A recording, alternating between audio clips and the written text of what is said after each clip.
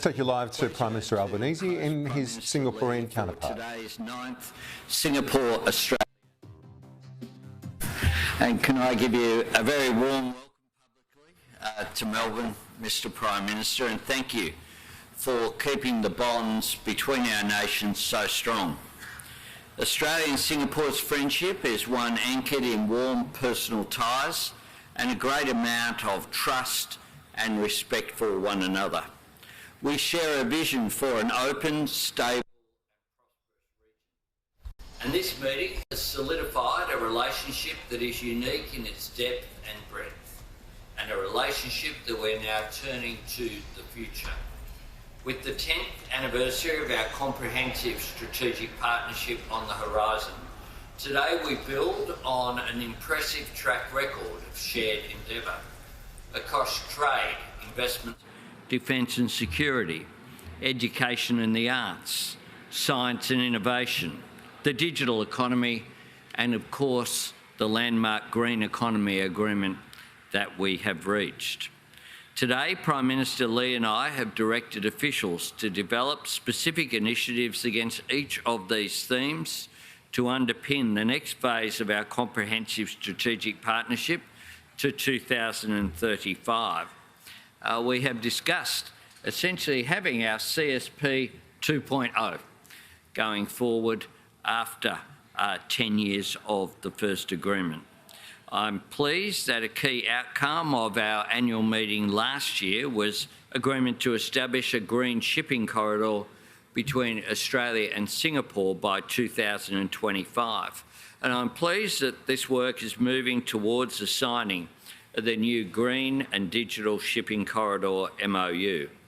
This agreement will help smooth the way to decarbonise our port and shipping industries and to bring their operations into the digital age.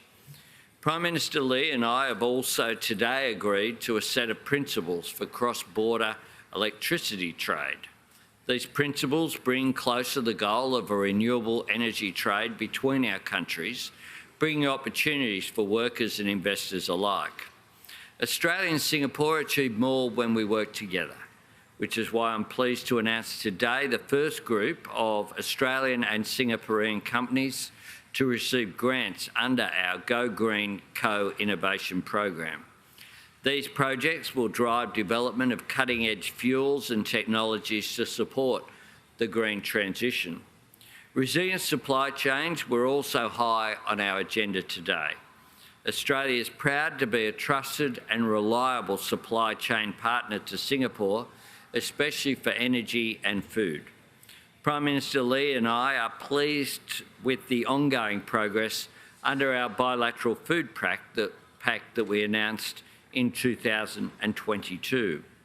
Also on our agenda was the importance of a strong multilateral trade system. Together with Japan, Singapore and Australia are proud to lead efforts among WTO members to agree new trade rules for e-commerce. We're also working closely to promote greater investment and trade liberalisation through the WTO, APEC, IPEF and the G20. The context for today's meeting is, of course, the Special Summit to commemorate the 50th anniversary of ASEAN-Australia dialogue relations. This milestone is a chance for Australia to celebrate with our Southeast Asian neighbours and friends, to remind ourselves of everything we have to gain from collaborating and all that we have in common.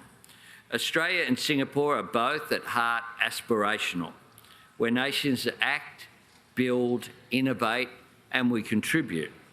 And it's with that aspirational spirit that we continue to work together to pursue the type of region that we both seek, one that is free, open and resilient, where ASEAN and ASEAN-led institutions hold the centre, and where differences and disputes are settled through agreed rules and norms.